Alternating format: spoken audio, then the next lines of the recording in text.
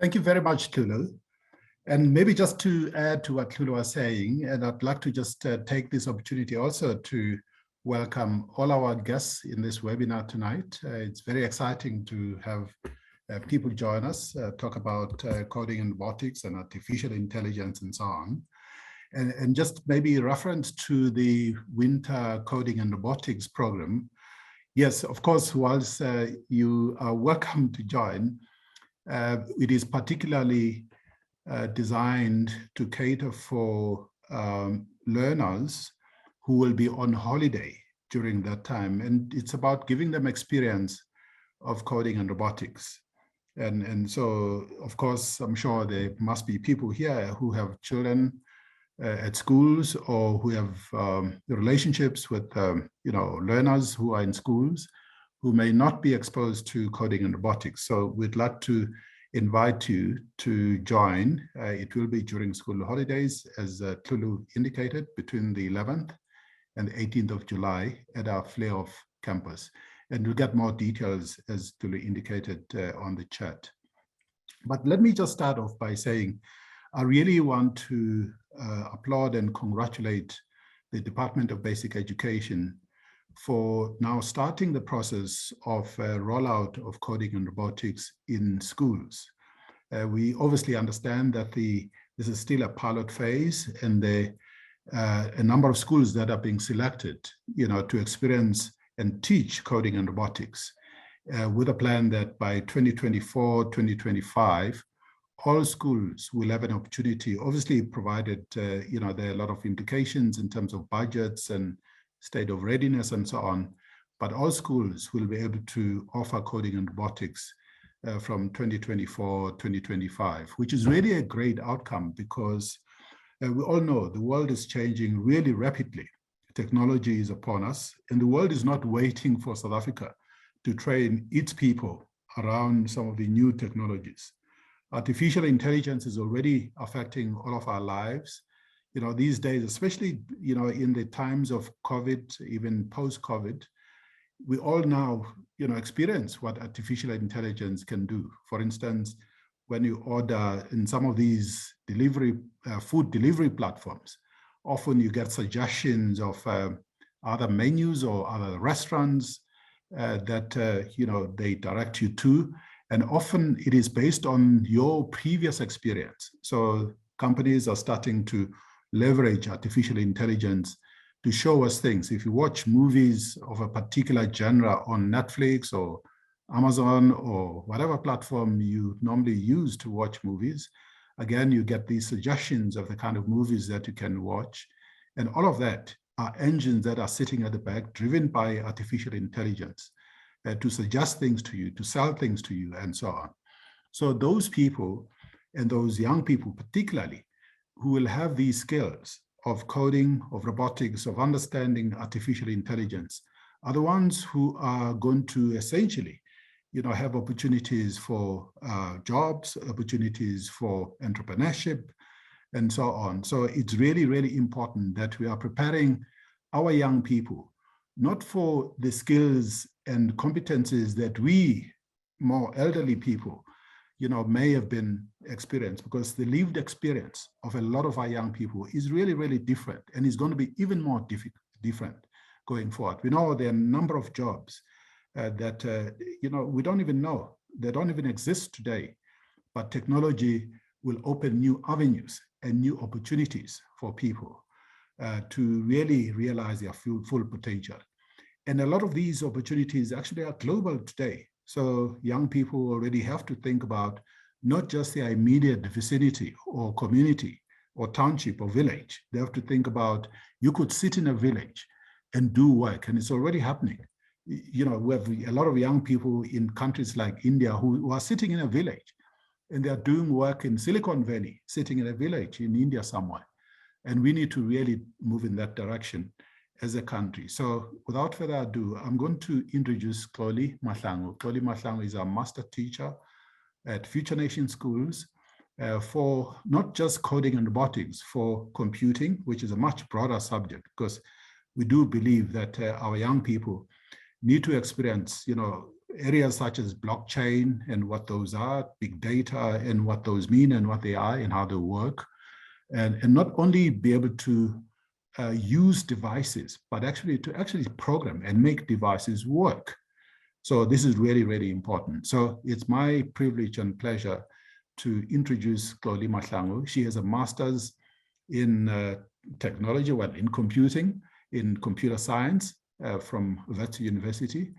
And we're very privileged to have her here share what we do at Future Nation Schools, because we've been doing coding and robotics, as she will indicate, for a couple of years now. So we have a lot of experience in terms of how coding and robotics and artificial intelligence and all these other related technologies, how they actually work in the classroom and how you can integrate them with other subjects and make sure that our learners at the end of the day, our students, are being prepared for the fourth industrial revolution. So over to you, Xoli. Thank you.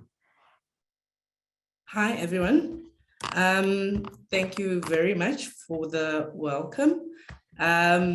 I feel like Ubabsizwe has taken most of my presentation, but I'm going to go through it and just show you the stuff that we do at Future Nation Schools. And I hope you guys enjoy the ride. So, topic for tonight is coding and robotics, the next steps into the future of schooling. I took some time just thinking about that title. It's a title that marketing gave, and it was like, okay, such a huge title. And is coding and robotics really the next steps into the future of schooling? And it made me evaluate what people think about when they think robotics. I'm sure everyone has heard about Sophia, and everybody has watched the iRobot movie, and we think of robots in industrial spaces and factories. And a lot of people, the minute robots come to their idea, they start panicking. They start thinking these things are going to take our jobs. How are people going to be surviving? It's going to change the future of the workplace. And a lot of times when people think about robots and code, they just think hackers and black screens, and you really have to be the super smart genius that's going to take over the world. And it seems really far-fetched from them. But one other thing that I also looked at is this future of schooling. How does it really look like? If you were to look at the classroom now versus the classroom in the 1950s, not much has changed. There's still a teacher in the front and students who are receiving the knowledge. The classroom of the past was built around the first industrial revolution, and it was meant to create factory workers, people who would follow a set of rules to assemble something. Is that model still serving the student right now? When COVID struck, the classroom structure changed a bit, but it still remained the same. We got more space between us. We had to wear masks. Some of the classes went virtual, but the general structure of the class was still very much the same. When in essence, you read articles from futurists, you start thinking education at all levels must evolve. We can't carry on doing things the same way and expect different results. We can't expect the way we teach for the first industrial revolution to produce a workforce of the fourth, fifth, or sixth industrial revolution. Many of the jobs that school children will be working on don't exist. I remember a few years ago, somebody who's a social media strategist, that is a career that just didn't exist. Now it's an everyday career. It's a career that almost every company has. Programmers and people who play games as their job. It's stuff that a few years ago, we really wouldn't have thought is possible at all. If you look just quickly at the industrial revolutions as they have progressed, they've progressed from the first one to the fourth one, and the third one and the fourth one being of really particular importance. In the third industrial revolution, that's where computing power was introduced. But the fourth industrial revolution brought about intelligence. I think Babsizo just touched on it earlier when he did the introduction. There's a lot of artificial intelligence in our everyday life. We order an Uber, it knows exactly where your house is, and it knows all the places that you normally go to. We go onto a shopping website, they can give you your grocery list. You go into YouTube, it knows exactly what you want to watch next. The computers are so attached to us and they know so much about us. Not only do they know about us, but computers now are not standalone. They talk to each other.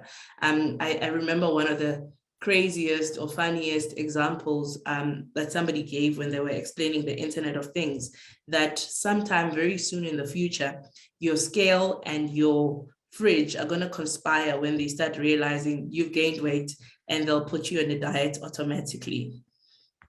But not only are we in the fourth industrial revolution, we are quickly looking into the fifth industrial revolution. And is our education really serving those students? The fifth industrial revolution is really categorized by humankind and technology coming together and working together.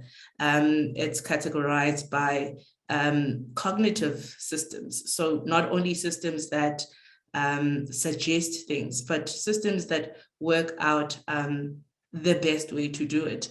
And as much as we've gone very far in the technological space, we are bringing humanness back. I think this is my favorite revolution by far, where tech now has a heart.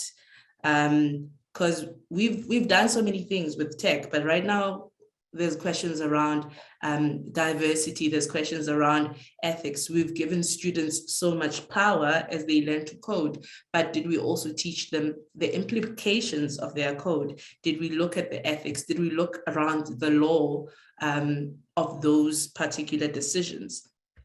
And the fifth industrial revolution would really be categorized by technologies like 5G and beyond, mixed realities being a thing, additive technology, exoskeletons giving paralyzed people power to actually live a more normal life, drones doing deliveries. We're seeing it all the time now. We're seeing a lot of companies in the most rural parts of Africa delivering medicine using drones. And blockchain, not just blockchain for the individual, but industrial level blockchain. Those are all things that our kids should be looking into and thinking about. And the question that I'm still asking is, the class as it is really serving the kids that will be looking at this as a workplace? And then you realize there needs to be a shift. And the shift comes in a number of certain things, like the shift in learning objectives. Not only are we now supposed to empower students to be proficient in reading and maths, but we need to develop the whole person. People are afraid that robots are taking jobs, because robots are taking jobs that can be simulated or jobs that can be automated. And those are jobs of mastery of basic knowledge. The multiple intelligences, the creativity, we need to develop that so that humans can still bring in the added factor that technology can't. The role of the educator, a lot of people tense up when technology is spoken about, because for the longest of times, the teacher has always had to be the expert. And when you go tell a really experienced teacher that now you need to know everything about robotics and whatnot, the first question they have is, I'm going to have students in my class that know more than me. And what's going to be my role in that class? The role now shifts to more of a facilitator. Not only have teachers acquired knowledge, but we know how to guide students through the knowledge. And that facilitator role is something that needs to be played a lot in this new teaching method. Learning experiences. In the past, they were very passive, structured, directed, and they needed to be done at scale. Right now, I can wake up today and say, I want to learn how to sew. Very quickly, I can go onto YouTube or go to Skillshare and decide my learning path. It doesn't need to be decided on by people. I can customize it. It's active, it's self-directed. After I've watched a few YouTube videos and I've realized I really don't want to invest in this thing of sewing, I can change it really quickly. Like I can explore and test out a whole new, a number of things, which I wouldn't have been able to if it was still in the factory model. The target market. For a long time, education has been looked at as a preschool to grade 12 or maybe tertiary thing. But with the new revolutions, things like upskilling and reskilling have become common terms in our industry, and that means lifelong learning. As soon as you're learning a skill, it's becoming obsolete. I remember initially when we were coming up with the curriculum, it was thinking, what parts do we add that will make sure that students are not chasing after the next technology, because technology evolves so much. There's no point in going and spending so much money in a skill that could be obsolete tomorrow, but what are you then building? What lifelong learning characters are you building in your students so that they can direct their own learning? And the expertise.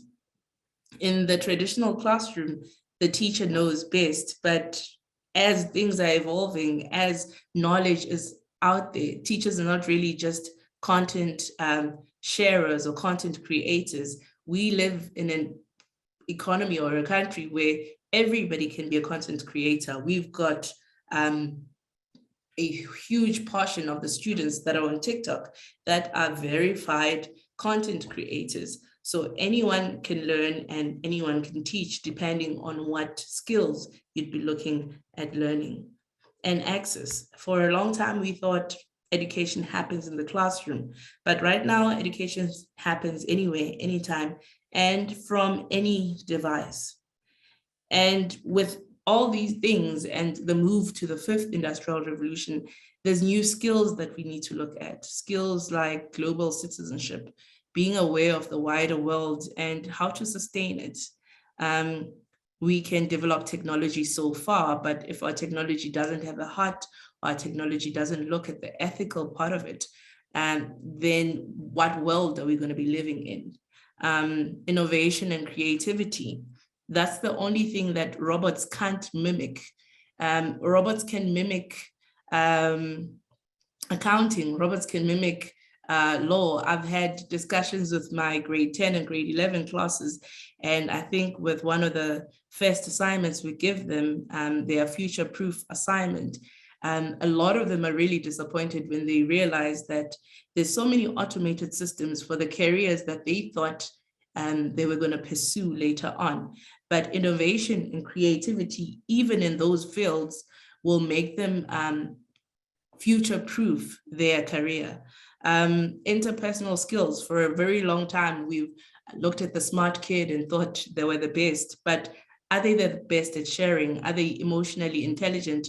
Do they have empathy? Can they cooperate with people? Are they socially aware? Those are skills that they will need as they go into the fifth industrial revolution. And the last one, which might be the biggest one, is technology. How are they using technology?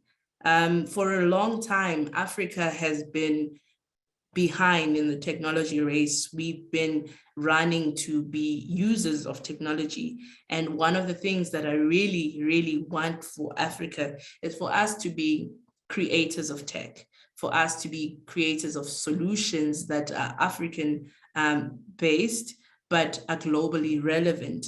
And that's one of the things that we try to achieve with our computing curriculum with our students. So when the government launched the coding and robotics subject, I was one of the most happy people. I felt it was about time. So at Future Nation Schools, we've been doing computing for about 5 to 6 years now. And we have chosen to call it computing and not just coding and robotics, because it covers a whole lot more than the coding and robotics curriculum. But the part that made us really happy is it now won't be just for the privileged few, but it's conversations that our students can have with a greater pool of people.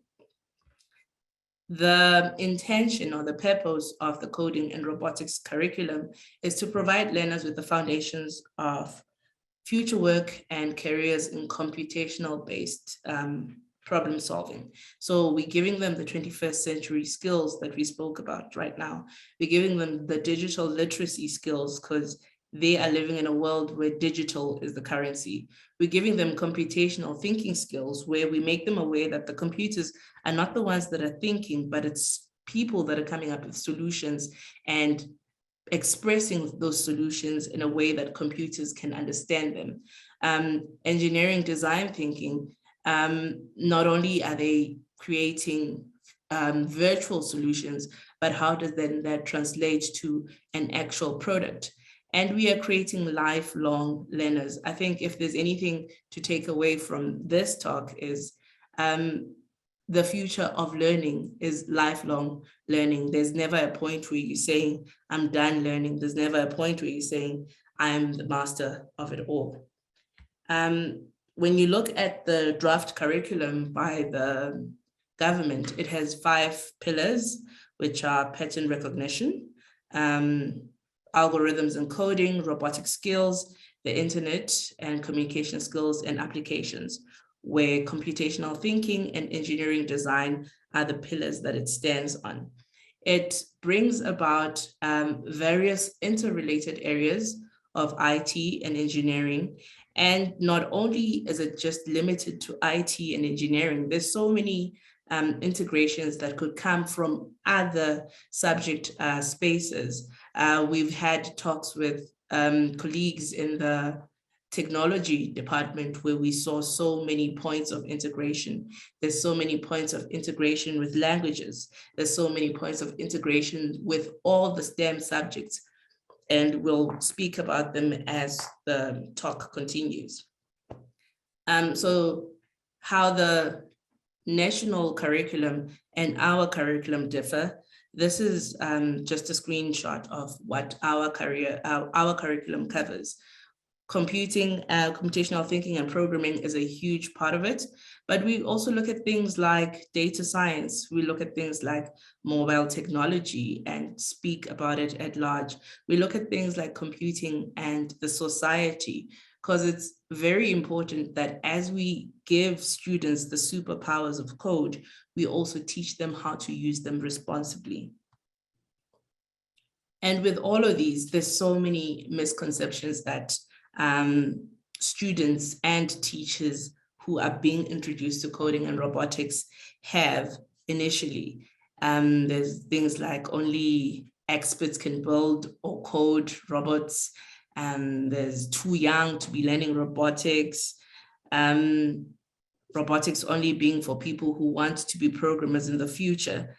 At this point, coding is a literacy, as much as writing, reading, and being able to add and subtract numbers. People need to be able to code to survive in the future that we're going into. Some people may think robotics is just too hard and isn't fun, or it's quite geeky. And I think it's a message we need to be able to give to our students that it's actually quite cool being a geek. If it means you're solving problems and coming up with solutions. Robotics is expensive. There are ways to get into robotics that aren't as expensive as it has been made out to be. One of the misconceptions is robotics is dangerous.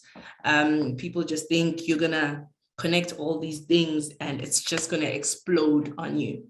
That one is one of the most funny ones, because for a very long time, I used to also have that belief until I started experimenting and realizing if this is something that a grade 1 or 2 or 3 student is supposed to be able to do, there isn't really that much danger. I don't think adults would be that careless to expose young kids to that much danger. And as you learn how to do it safely, you realize that it's much fun. One of the other misconceptions, it's just that it's too much work, it won't fit into the curriculum. Where do we get the time? Where do we get the hours? And if we structure our curriculum and plan it properly, you do get time. If you collaborate, if you integrate with others, other subjects, you really do get the time. So what we aim to do with our curriculum is developing real-world skills to solve real-world problems. And we use robotics to meet that goal. Our teaching model as a school is the project-based approach. So each lesson in robotics is really a complete project.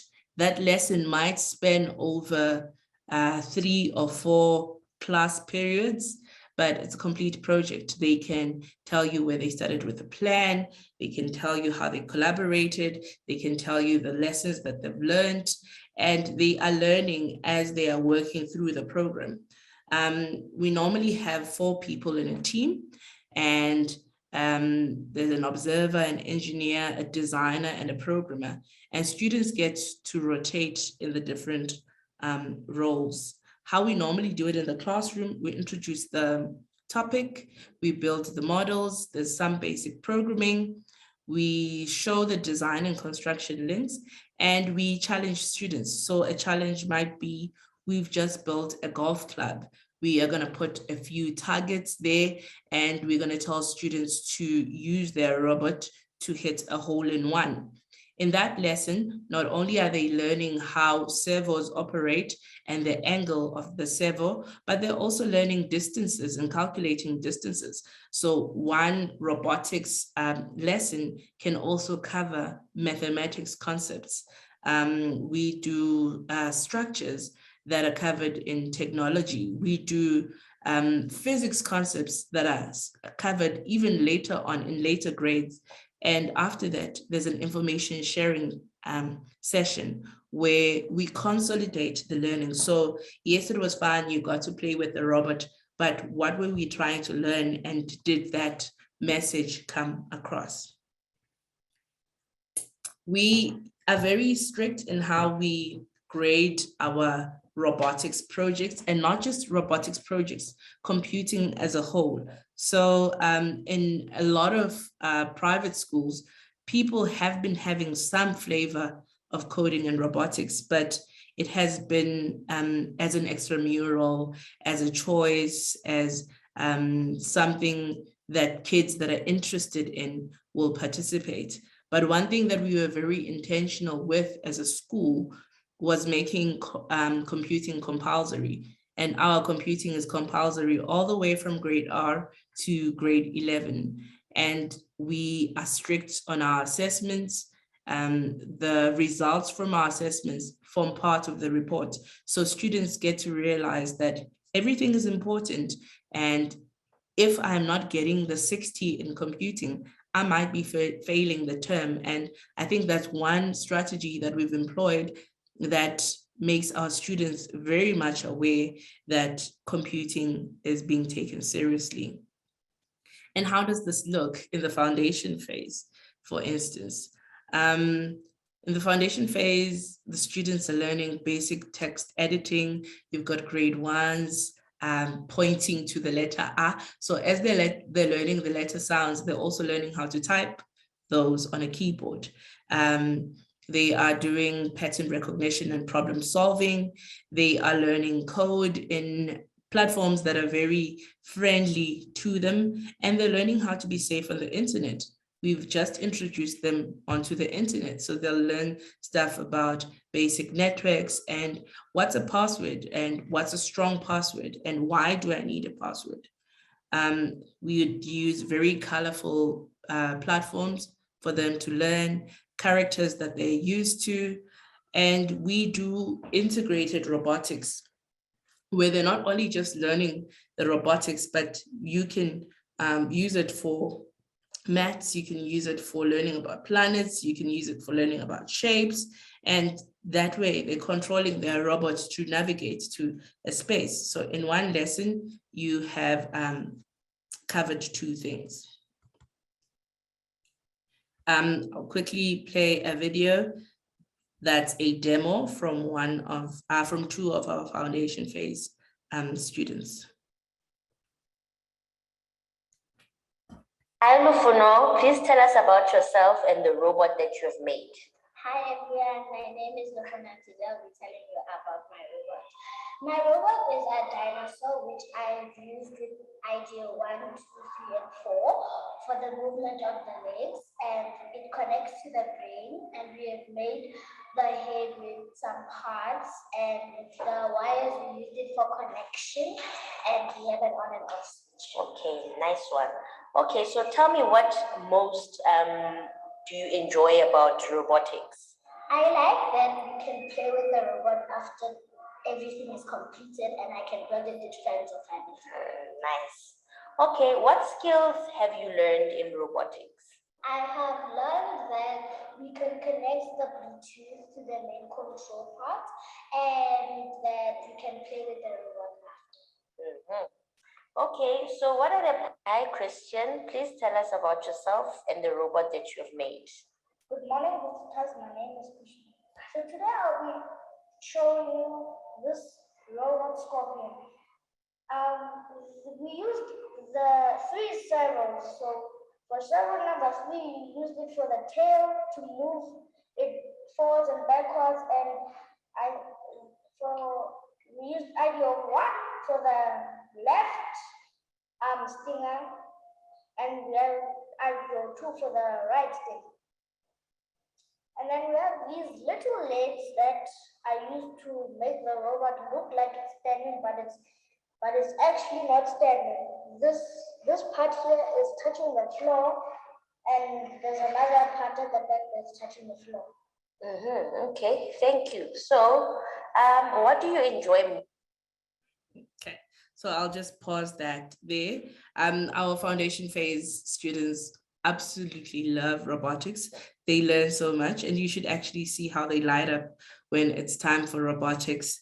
And then in the intermediate phase, the pillars, one of the pillars drops off, the pattern recognition pillar drops off, and it's absorbed in the algorithms and coding. Concepts like variables, strings, and integers are introduced. They use their mathematical and relational operators in their code to make their code a bit smarter. Conditionals and nested conditional statements. So they are writing if statements. Their code is not just running sequentially, but their code can make decisions. With the robotic skills, we introduce sensors and output mechanisms. So in foundation phase, they just getting servos to move and going through the whole build like that. But in intermediate phase, we introduce IR sensors, ultrasonic sensors, sound sensors, color sensors, and what happens when these sensors now interact with the environment. And not only that, we introduce output mechanisms to make the robots a lot more interesting. They also learn application skills like spreadsheets and multimedia editing and some computer aided drawing. We'll have a tiny demo from 2 grade 6 students. I wanted to add a video where they actually get to greet you guys and tell you about their experience, but a few technical glitches on that, but at least the demo is still here. What are robotic arms? Robotic arms are a type of mechanical arm that is usually programmable with similar functions to that of a human arm. A robotic arm can be a mechanism on its own or part of a more complex robot. Most robotic arms are able to increase efficiency and productivity with longer operating periods of the same strength, accuracy, and repetitive programming. Let us look at how robotic arms help. Well, robotic robotic arms are impacting the manufacturing industry in a positive way, and benefits are still growing, with new robotics coming with new updates and new specs. Surgeons use robotics to handle delicate surgeries such as brain tumors and cases that they cannot reach. How robotic arms impact in the manufacturing industry? The impact is growing with advances in cost saving, higher productivity, and efficiency. The robotic Okay, so as you might have noticed, as it progresses, students are not only just building the robots now, but there's an element of research that's required. They go do research on the types of robots that they're actually going to be prototyping and how they're going to customize it. One of the things that I emphasize a lot in our classes and in the way we teach, with robotics and with the app that we use, you can follow the steps and get to the build really quickly. But what's your flavor? How are you making it special? How are you integrating your own thinking and creativity in it? How are you making that model a model that's your own? So students would then need to go do some research, figure out what's in the market, and with the resources that they have, how can they replicate and improve what's already available?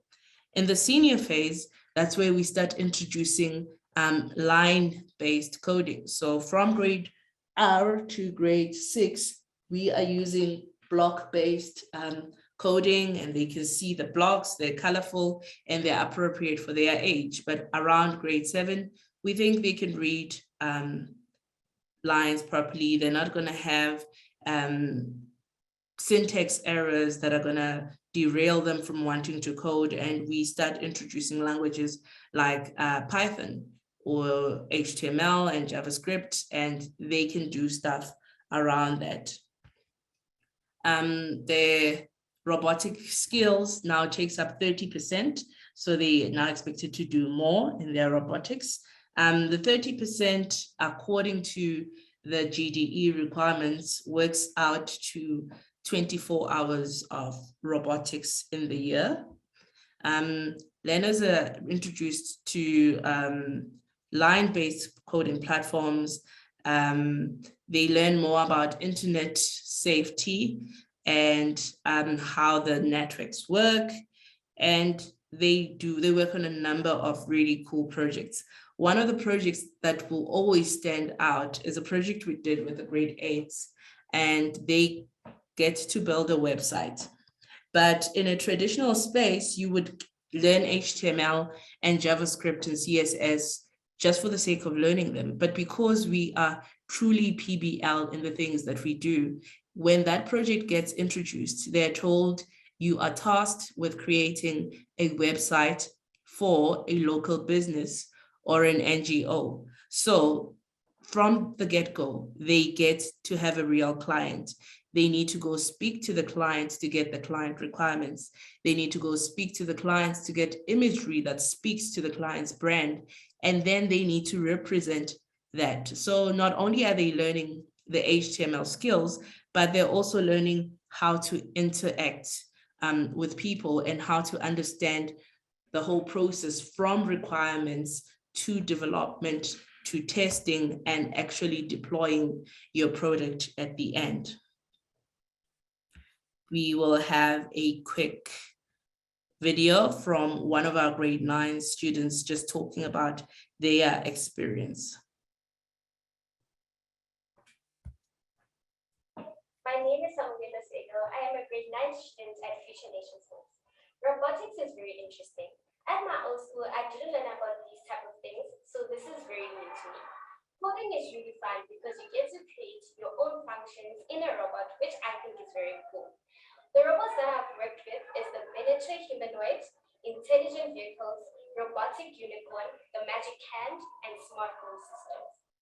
Robotic unicorn, I worked with my friends. It taught us teamwork, time management, because it took a lot of time to build it, but we eventually done it.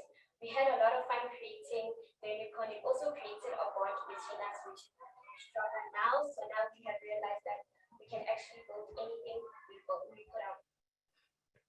One of the other things you'll also notice about doing robotics for the students, yes, there are the technical skills that you learn of building the robots, but you also learn some soft skills like time management, and skills like working and agreeing with a team, skills like negotiating and deciding the path that you guys are going to go on as a team, and skills like accountability. So one of the things we do with our group projects in robotics, earlier on I spoke about the roles that we have. So in the roles, the students are marked per role. So if you were the programmer, if the code is not working, you get marked down. If you were the designer and the robot is not looking good at all, you are the one who gets marked down, which is the same way that it would work in the real world. But another added element is the students get to comment on how their behavior affected the whole group. I always say to the students, in the real world, you'll have a 360 where team members will then tell you, your inability to send me stuff on time made my things late, and I really didn't appreciate that. Students start developing those skills of expressing how they feel and still respecting the next person. This is a video of one of our grade 11 students who actually started with us in grade 8. And good day, everyone. I'm Kaisa Fana, the head of YLC of Future Nation Schools here on campus. And I started my high school career in 2019 in Future Nation, and I could say that the experience has been really great, not just regarding the education, but the external factors that come with it, such as robotics and computing, which I could say really exposed me to what to expect in the outside world. In 2019, I was in grade 8 at the time, and we were assigned a virtual reality project. My thoughts when I was going to start with the project were, how am I going to come up with a virtual reality project? I had a lot of self-doubt, but I later then realized that if I don't go for it, I won't get the outcome and the answers that I want to be answered. So later on in that stage, when we went throughout the project, I realized that computing and robotics is not just hard thinking, thought-provoking, but it's more of a fun challenge, which I can say made me think about a lot of things that I see around the world, the lights, that there's more to that button, there's more of a mechanical side to it. But never mind all of that. Considering that we are moving to a more virtual world, I think that starting your children or a student from a minor age in robotics is really going to give them a bigger advantage into fitting into the world that we are.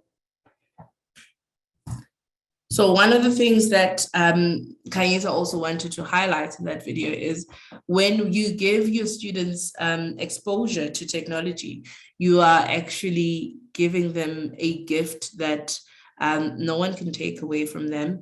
They're able to see the world and not just look at it superficially. They're walking around and thinking, what's making it work? And we need that curiosity in our young people. So a lot of FET students, when they are told that computing is compulsory, they start asking, but in grade 10, don't I get to choose my own subjects? Why do I need to continue with computing? And all those questions get asked. And this is just a quick overview of what the difference is. So with the elective subjects in grade 10 to 12, students get to choose between CAT and IT, and they are split as indicated here, with CAT being more office productivity and IT being more solution development. At our Flare-Off campus, we offer IT, and they do a whole lot of Java coding. With computing, on the other hand, we want them to be able to understand and decode emerging technologies. I'll use blockchain as an example. If our students don't understand what blockchain is and the technology that makes it work, they'll be very susceptible to being told that a pyramid scheme is blockchain. I always make the example with the students that if you don't know about technology, you will really be ripped off. There's a government department some time ago that paid $500,000 for a website being developed, where the developers just went and took a free WordPress template and just worked on top of that. That website was actually discovered and talked about because it was glitchy, but that money was already paid, and the decision makers in that department could not even tell that somebody just went and took a free template, did some editing, and put a $500,000 price tag on it. And that's the thing that we try and curb with computing. We want our students to be able to have smart conversations. We want our students to be able to know what's happening and say, I know enough to not fall into that scam. Understanding how new technologies will affect the world of work. They're not going into the same workplace that we as their teachers started in. How do we then get them ready for that? And we also experiment with new technologies and understanding their impact. We do an analysis almost yearly of what are the top 10 skills, and our computing curriculum, especially in the FET, is forever evolving and forever trying to keep abreast. One of the things the students always ask is, ma'am, since computing is such an FNS thing, how do I put it in my university application? And my answer to that is always put in your certifications. So what we do with our FET computing curriculum, every topic we learn, we get a certification for it.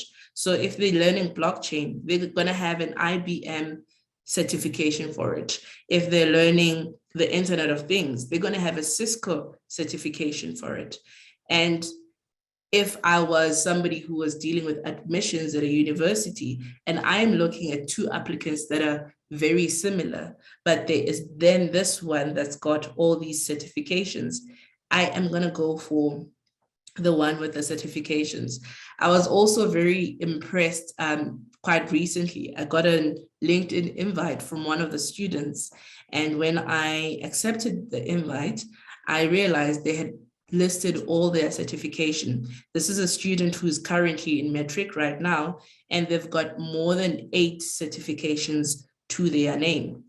The reason why they have more than 8 is that lifelong learning and the self-guided learning.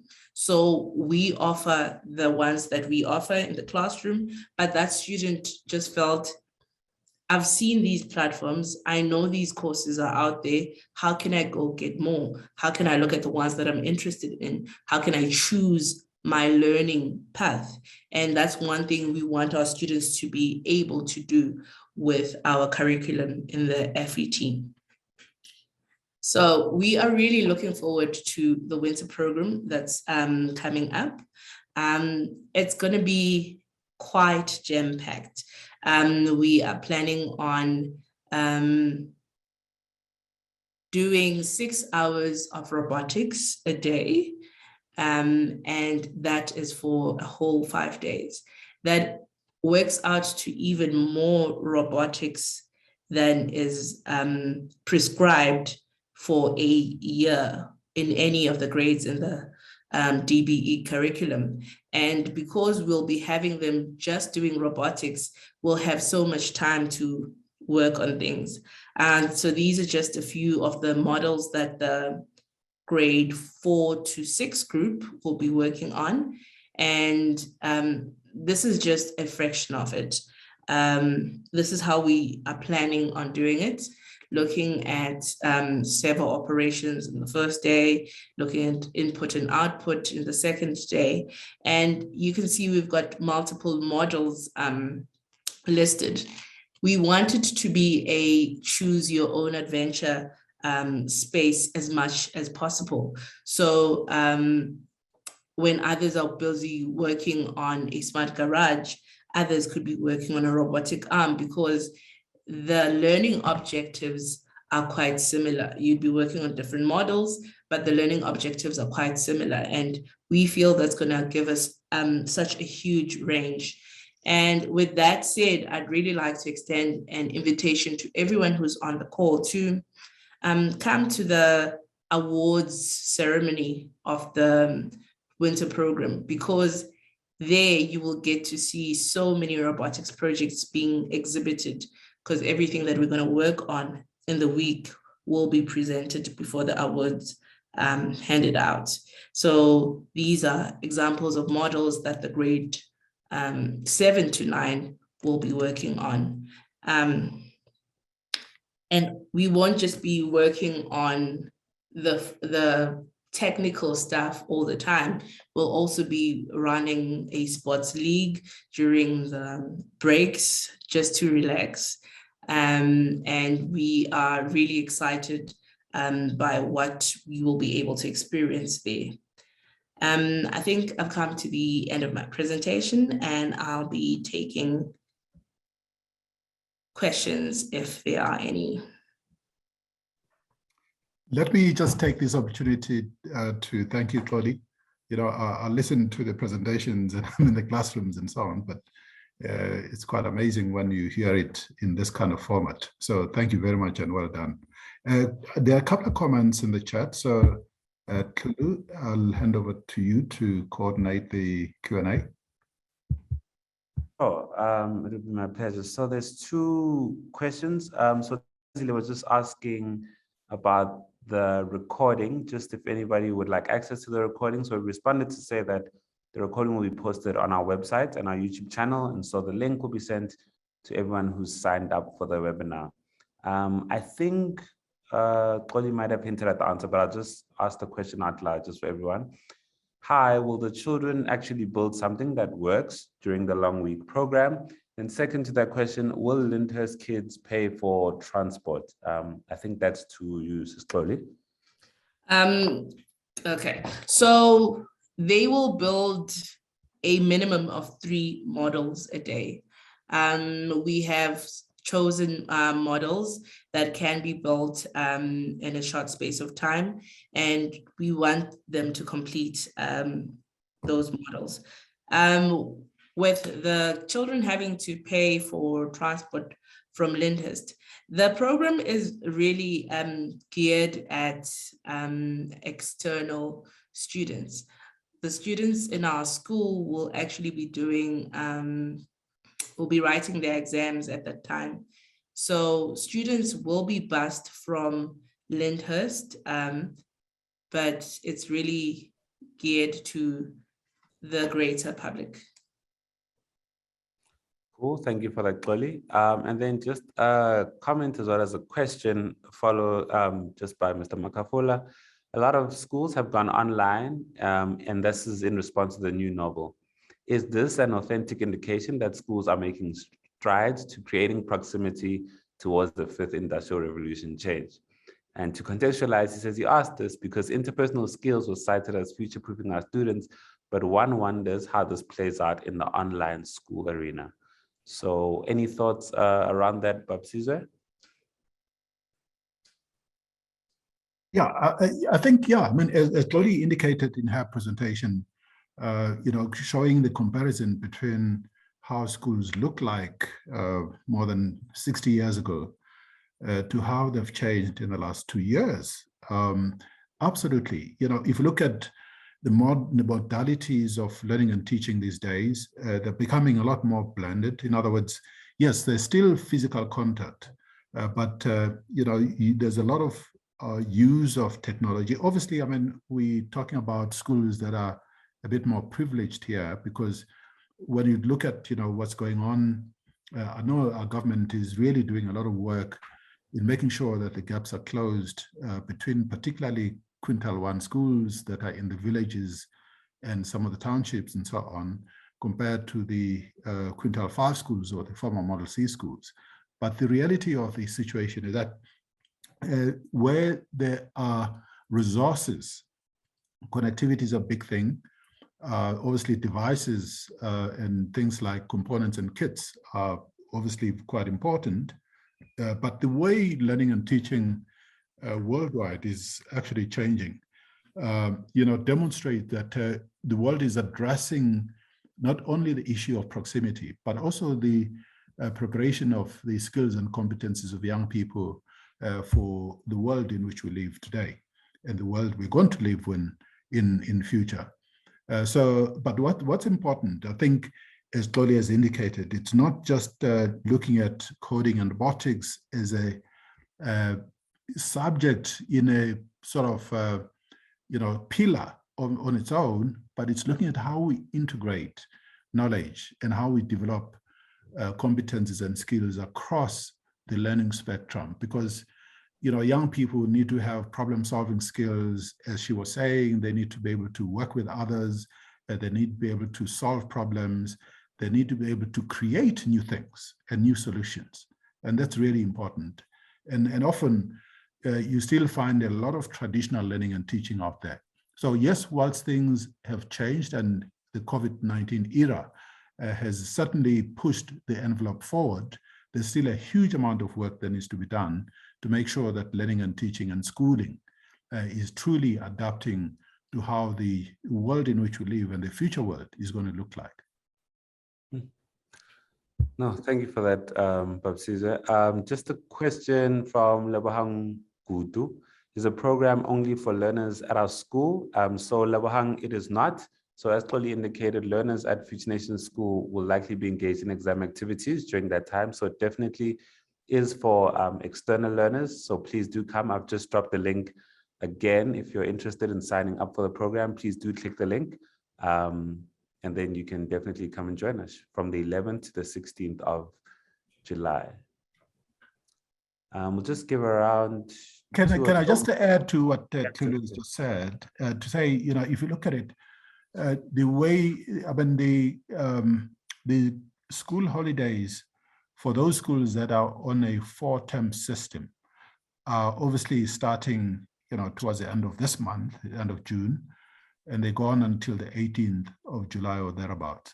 So we particularly wanted to structure this for inclusivity, to give learners or students who come from other schools where they do not have coding and robotics yet, and just give them an experience of how this is. And obviously during that time they'll have fun, but they will learn quite a lot in a week. So this is not for the Future Nations students or learners. It is for, I'm just repeating what has already been said, it is for students who come typically from schools that are on a 4-term system.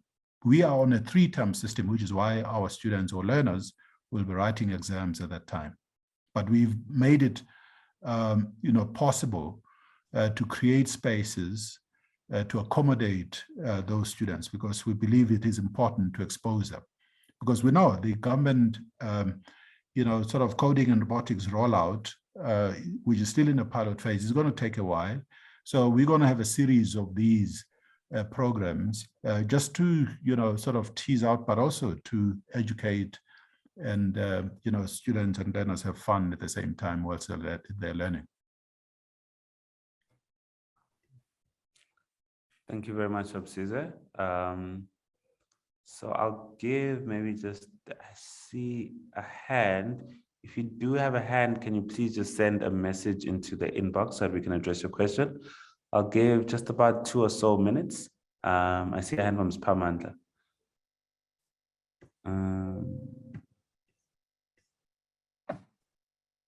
I think that's Pamandla from the FNS team. Spy, you're very free to talk if you'd like. Okay, thank you for the opportunity.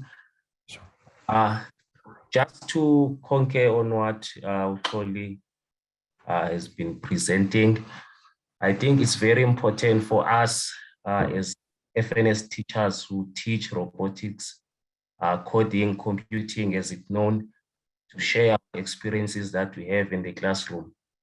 What I normally do when I introduce students to robotics, I would start by introducing the kit.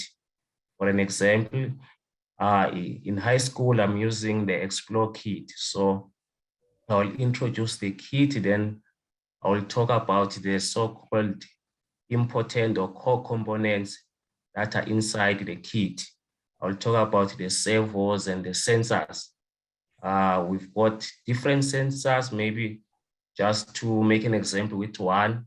I'll talk about an ultrasonic sensor, then I'll inquire student, what do you know about ultrasonic? Can you relate that to the natural science or physical sciences? So that when they build, they know that this ultrasonic sensor has to do with 1, 2, 3, and 4. The servo has to do with movement. So that helps them a lot, especially when building, they have something in mind that at the end, this is what I want to see. This is what this sensor must do. This is what this servo must do. It becomes very easy when they are programming because already they know each and every component that they've used, that this one, I'm expecting it to do 1, 2, 3, and 4. And another thing in FET, I think the courses that our students are doing, they assist them a lot. I've got a student in grade 12 who came to me, I think before we close for this midterm break, and she was very excited that, say, I've been provisionally accepted at VETS for computer science because of this certificate that they are getting. So it's very important for our students, and they take it so serious because they can see that it's helping them a lot, and they are able to integrate with other subjects as well. This week I had a very good lessons with the grade 9. We're talking about cryptography and one method of encryption. My PDN, they were decrypting an encrypted message in Caesar cipher, but they didn't know that they are using the Caesar cipher. Then when I introduced that what you've been doing is the Caesar cipher, then they said, oh, we know this guy from history, the Roman soldier. They explained all those things. And one of the students said, look now, we are learning computing and history at the same time. So it gives them that opportunity to link with other subjects as well. So I think it's a very good experience to us as teachers and students as well in the classroom. They really enjoy it. Thank you. Thank you very much for that addition, Teachers Pamanda. I think that is it from a Q&A point of view, and that is it from me. So, Babsiza, if you can just sign us out, I think that'll be all for the evening. Thank you very much, Lulu. Thanks, Pamanda, for that contribution. Let me just take this opportunity to really sincerely thank everybody who joined us this evening. Thank Oli for your presentation and preparation. That was amazing. And thank Lulu and the team, Kubani, and everybody for the facilitation here. But more importantly, also thank our guests and who sacrificed their time this evening to join us. We do have some of our teachers here, as you heard from Pamanda, and there are others. And let me also take this opportunity to thank you. And hopefully, as you saw, and as we answered the question, we'll be able to have and host some of the students or learners during the holiday program. Thank you very much for this attendance and for your questions and comments. We really appreciate it. Thank you.